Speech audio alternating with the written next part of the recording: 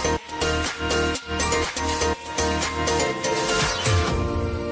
Friends, मैं Suhel Shah advocate from Delhi century law firm से आज आपको बताऊंगा एंटीसिपेटरी बेल के बारे में।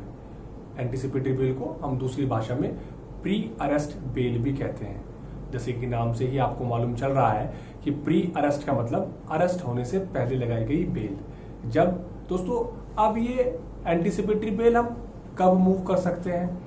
किसके सामने मूव कर सकते हैं, किस कोर्ट को पावर है कि वो एंटीसिपेटरी बेल को सुनकर डिसाइड कर सकता है और किस कोर्ट का क्षेत्राधिकार पड़ता है, यानी किस कोर्ट का ज्यूरिडिक्शन होता है, और साथ साथ ट्रांजिट बेल क्या होती है, ये जानने के लिए आपको वीडियो के अंत तक बना रहना जरूरी है।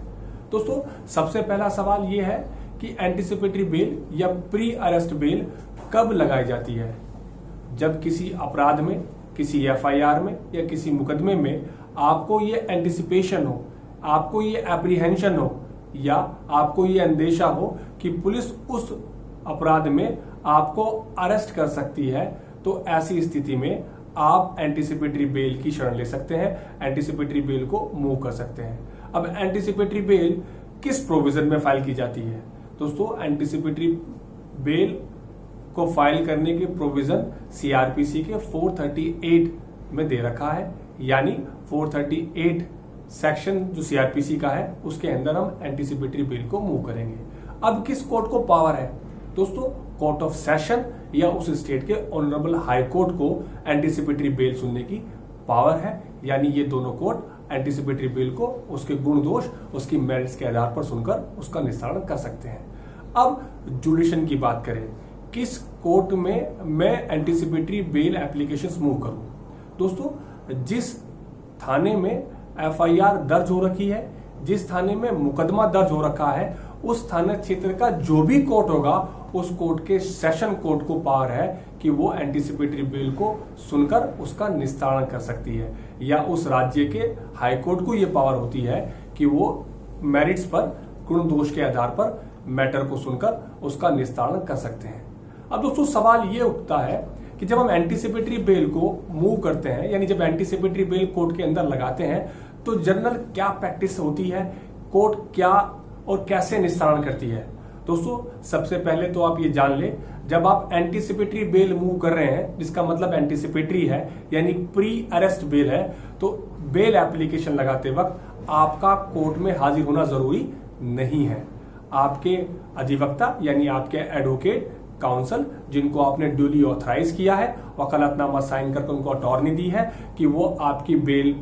में आर्ग्यूमेंट कर सकते हैं या आपका पक्ष कोर्ट में रख सकते हैं, तो उनकी की गई आर्ग्यूमेंट ही सफिशिएंट रहेगी। आपकी प्रेजेंस की कोर्ट के अंदर रिक्वायरमेंट नहीं होती और ना ही कोर्ट ऐसी डायरेक्शन देता है कि आपको प्रेजेंट होना पड़ेगा, क्योंकि वरना एंटीसिपेटरी का जो ऑब्जेक्ट है वो डिफीट हो जाता है। दोस्तों ड्यूरिंग दी पेंडेंसी, यानी जब हमने एप्लीकेशंस लगाई है, इस एप्लीकेशन के दौरान, यानी जब तक इस एंटीसिपेटरी बेल का निस्तारण ना हो, तब तक एक्यूज को ये प्रोटेक्शन दे दी जाए ताकि उसको till the disposal of this application, यानी इस एप्लीकेशन के निस्तारण तक इसको पुलिस इस मुकदमे में अरेस्ट ना करे, ऐसी प्रोटेक्शन दे दी जाती है। और साथ साथ ये डायरेक्शन दे दी जाती है कि मीनवाइल, यानी इसी दौरान आप इन्वेस्टिगेशन ज्वाइन कर ले, ताकि इन्वेस्टिगेशन या प्रिलिमिनरी इंक्वायरी और इन्वेस्टिगेशन में जो भी सबूत निकलकर सामने आते हैं उसके आधार पर फाइनल डिस्पोजल या फाइनल निस्तारण उस केस का हो सकता है। अब दोस्तों बहुत बार ऐसा होता है कि आपको ये एप्रीहेंशन है कि पुलिस आपको पकड़ लेगी, लेकिन जब आपने एप्लीकेशंस कोर्ट के अंदर लगाई तो पुलिस का पक्ष या प्रोसिक्यूटर आके ये बोलता है, no we don't require any custody, यानी हमको इस मुकदमे के अंदर बंदे की कस्टडी रिक्वायर्ड ही नहीं है। अब अगर एसएचओ ने, आईओ ने या पुलिस ने या प्रोसिक्यूटर ने ये स्टेटमेंट दे दिया कोर्ट के सामने कि हमें इस पर्टिकुलर मुकदमे में इस बंदे की अरेस्टिंग की रिक्वायरमेंट नहीं है या हमें कस्टोडियल इंटरोगेशन की रिक्वायरमेंट नहीं है, तो दोस्तों एंटीसिपेटरी बेल का पर्पस ही डिफीट हो जाता है। यानी एंटीसिपेटरी बेल तो हम तभी लगा सकते हैं कि जब आपको ये एप्रीहेंशन हो, ये अंदेशा हो कि मैं अरेस्ट हो सकता हूं, और जब पुलिस ये खुद कह रही है कि हम इसको अरेस्ट नहीं करेंगे, तो ऐसी स्थिति में अक्यूज यानी अपराधी के वकील अमूमन ये रिक्वेस्ट कर कोर्ट से ये डायरेक्शन ले लेते हैं कि एसएचओ या आईओ को ये डायरेक्शन दे दी जाए कि अगर फर्दर फ्यूचर इन्वेस्टिगेशन के बाद ऐसी रिक्वायरमेंट इनको महसूस होती है कि मेरी कस्टोडियल इंटरोगेशन की जरूरत है, यानी अपराधी की कस्टोडियल इंटरोगेशन की जरूरत है या उसको अरेस्ट करने की जरूरत है, तो ऐसी स्थिति में अरेस्ट करने से पहले वो 7 दिन, 10 दिन या 15 दिन का नोटिस देकर मुझे इन्फॉर्म कर दें, ताकि मैं अपने जो भी राइट्स हैं उसको मैं एक्सरसाइज कर लूं। दोस्तों, एंटीसिपेटरी बेल कोर्ट जब ग्रांट करती है तो ऐसी एंटीसिपेटरी बेल ग्रांट करते वक्त वो कंसर्न एसएचओ, यानी जिस थाना क्षेत्र में अपराध दर्ज है उस थाना क्षेत्र के एसएचओ को ये डायरेक्शन देते हैं, या उस अपराध के विवेचक, यानी जिसको हम इन्वेस्टिगेटिंग ऑफिसर या इन्वेस्टिगेशन ऑफिसर बोलते हैं, आईओ आम भाषा में बोलते हैं, उसको ये डायरेक्शन दे दी जाती है कि इस बंदे को, चूंकि इसने मेरिट्स पर ये सिद्ध कर दिया और कोर्ट को इंक्लाइन कर दिया, कोर्ट को इस बात के लिए सहमत कर दिया कि हाँ मेरे पास सफिशिएंट ग्राउंड है कि मुझे एंटीसिपेटरी बेल पर छोड़ दिया जाए, तो कोर्ट एसएचओ को और आईओ को यह डायरेक्शन देती है कि इससे जमानती लेकर, यानी ऐसी जमानत जो भी उसके सेटिस्फेक्शन के लिए हो, ऐसी जमानत लेकर इसको जमानत पर छोड़ दिया जाए। दोस्तों, 2021 से पहले जब जमानत पर छोड़ दिया जाता था, यानी जब एंटीसिपेटरी बेल ग्रांट हो जाती थी, जब एंटीसिपेटरी बेल मिल जाया करती थी, तो चार्जशीट फाइल होने के बाद, यानी यह माना जाता था कि एंटीसिपेटरी बेल सिर्फ इन्वेस्टिगेशन के लिए है, यानी जब तक इन्वेस्टिगेशन कंप्लीट नहीं होती तब तक एंटीसिपेटरी बेल ही ग्रांट हुई है। जैसे ही कोर्ट के अंदर चार्जशीट फाइल होती है, चार्जशीट फाइल होने के बाद रेगुलर बेल कोर्ट से लेनी पड़ती थी, एक नया जमानती कोर्ट में पेश करना पड़ता था। लेकिन रिसेंट जजमेंट की अगर मैं बात करूं, ऑनरेबल सुप्रीम कोर्ट ने Sushila Devi Agarwal versus state of Delhi में ये जजमेंट पास करी है कि अगर एंटीसिपेटरी बेल एक बार ग्रांट हो गई है तो जो जमानती एसएचओ ने तब लिया था उसी जमानत को जो रेगुलर कोर्ट है सफिशिएंट मानेगी, जब तक कि अगर कोर्ट को ये अंदेशा नहीं है कि मुझे एक अनदर श्योरिटी की जरूरत है। अगर कोर्ट को लगता है कि मुझे अदर श्योरिटी की जरूरत है तो वो ये डायरेक्शन जरूर दे सकती है कि एक नया जमानती या दूसरा जमानती पेश किया जाए, अन्यथा उस जजमेंट के आधार पर पुरानी दी गई जमानत को ही सफिशिएंट या पूरा मान लिया जाएगा। अब दोस्तों, सपोज आपकी एंटीसिपेटरी बेल खारिज होती है, यानी आपकी एंटीसिपेटरी बेल डिक्लाइन कर दी जाती है, तो ऐसी स्थिति में आपके पास क्या राइट है? दोस्तों, एंटीसिपेटरी बेल खारिज होने का मतलब ये कतई नहीं कि आपको तुरंत या हाथों हाथ गिरफ्तार कर लिया जाएगा, यानी जैसा केस की स्थिति बेल एप्लीकेशन लगाने से पहले थी वही स्थिति दोबारा रहती है। यानी ना ही तो एसएचओ को ये स्पेसिफिक डायरेक्शन होती है कि अरेस्ट करके लाओ, और ना ही ये डायरेक्शन होती है कि इसको रिलीज करो। यानी केस के मेरिट्स के आधार पर इन्वेस्टिगेशन एजेंसीज को वो फ्री होती है कि इन्वेस्टिगेशन के आधार पर जो भी उचित आपको लगे वो आप कर सकते हैं एज पर लॉ। लेकिन एक्यूज के पास ये अधिकार बच जाता है कि वो उस राज्य के हाई कोर्ट में जाकर अभी एंटीसिपेटरी बेल को सीक कर सकता है। क्योंकि सेशन कोर्ट ने आपको एंटीसिपेटरी बेल नहीं दी, लेकिन हाई कोर्ट में अपने डिस्क्रिशन या अपने विवेक अधिकार के लेते हुए गुण दोष के आधार पर आपकी एंटीसिपेटरी बेल को वो डिसाइड कर सकते हैं। यानी सेशन कोर्ट से बेल डिसमिस और खारिज होने के बाद ये बात आपके पास ये ऑप्शन हमेशा बचता है कि आप उस स्टेट के हाई कोर्ट में जाकर एंटीसिपेटरी बेल की एप्लीकेशन लगाकर एंटीसिपेटरी बेल सीक कर सकते हैं। दोस्तों, एक बात ये जरूर याद रख लें कि अगर आपको स्पेसिफिक इंटरिम प्रोटेक्शन नहीं दी गई है, यानी till the disposal of the application, जब तक एप्लीकेशन आपकी पेंडिंग पड़ी है, चाहे वो सेशन कोर्ट में हो या हाई कोर्ट में हो, और कोर्ट ने स्पेसिफिक आपको प्रोटेक्शन नहीं दी है, यानी एसएचओ और आईओ को स्पेसिफिकली ये बात नहीं कही गई है कि इनको थ्रू, जब तक ये एप्लीकेशन डिसाइड ना हो, इनको अरेस्ट ना किया जाए, इनको प्रोटेक्शन दे दी जाए, अगर ये नहीं कहा तो इसका मतलब ये होता है कि आपको इन्वेस्टिगेटिंग एजेंसी जो भी आईओ है वो आपको अरेस्ट भी कर सकता है। यानी ये जरूरी है कि आपको कोर्ट स्पेसिफिक इंटरिम ऑर्डर का डायरेक्शन आईओ को और एसएचओ को कर दे। अब दोस्तों,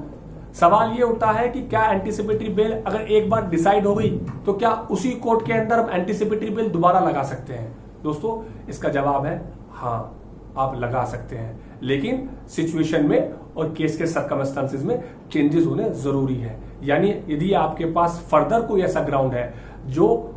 पहली बेल खारिज होते वक्त या पहली बेल डिक्लाइन होते वक्त कोर्ट को आप अप्राइज नहीं कर सके थे, या अब सर्कमस्टांसेस में चेंजेस आए हैं, तो ऐसी स्थिति में आप उस स्पेसिफिक ग्राउंड को मेंशन कर दूसरी बेल एप्लीकेशंस भी मूव कर सकते हैं। अब दोस्तों, अमूमन हाल ही में आपने मीडिया के थ्रू एक बहुत ही फेमस और केस सुना होगा, tool kit case. Tool kit case के अंदर मुंबई के अंदर आपको निकिता जेकब ने एक बेल ग्रांट करी हाईकोर्ट ने, जो वहां के मुंबई हाईकोर्ट है, जो बॉम्बे हाईकोर्ट है, उन्होंने एक ट्रांजिट बेल ग्रांट करी। दोस्तों ये ट्रांजिट बेल क्या होती है? अगर आप एंटायर सीआरपीसी का अध्ययन करोगे, अगर आप सीआरपीसी का पूरे प्रोविजंस पढ़ोगे, तो ट्रांजिट बेल नाम का कोई भी वर्ड सीआरपीसी में आपको नहीं मिलेगा सिवाय ट्रांजिट रिमांड के। ट्रांजिट बेल नाम का कोई वर्ड नहीं मिलेगा। अब दोस्तों ये ट्रांजिट बेल होती क्या है? दोस्तों मैं आपको बता दूं, आपकी जानकारी में शायद ये बात होगी कि ऑनरेबल हाई कोर्ट को असीम शक्तियां प्राप्त हैं, इनहेरेंट पावर्स हैं। उन इनहेरेंट पावर्स को एक्सरसाइज करते हुए ऑनरेबल हाई कोर्ट काफी डिसीजन ले सकती है। तो यदि कोई अपराध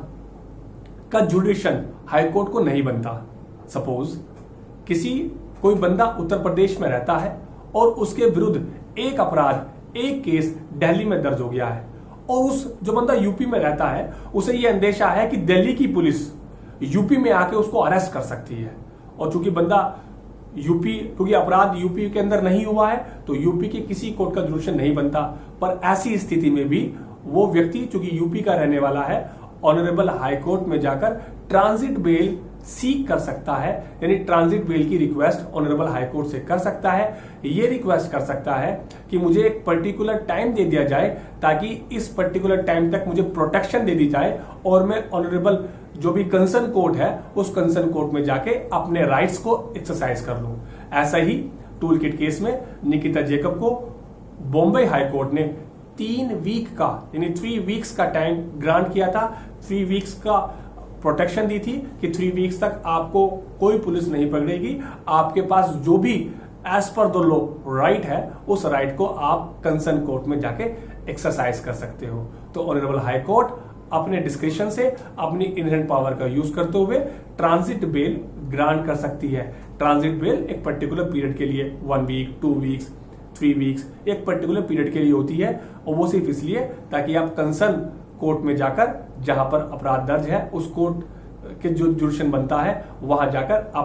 अपने जो लीगल राइट्स हैं एज पर द लॉ, उनको आप एक्सरसाइज कर सकते हैं। उम्मीद करता हूं आज की ये वीडियो जानने के बाद एंटीसिपेटरी बेल के बारे में जो आपके मन में सवाल होंगे उनका जवाब आपको मिल गया होगा। यदि आपके मन में अभी भी कोई सवाल है तो आप कमेंट बॉक्स में हमसे पूछ सकते हैं। उम्मीद करता हूं आपको ये वीडियो पसंद आई होगी। इस वीडियो के पसंद आने पर इसको लाइक कीजिए, दूसरों तक ये जानकारी पहुंचाने के लिए इसको शेयर कीजिए। यदि आप हमारे चैनल पर नए हैं और आपने अभी तक हमारा चैनल सब्सक्राइब नहीं किया है तो हमारा चैनल सब्सक्राइब कीजिए और साथ साथ बेल आइकन दबाना ना भूलें, ताकि लेटेस्ट नोटिफिकेशन आपको हमारी वीडियोस की मिलती रहे। धन्यवाद।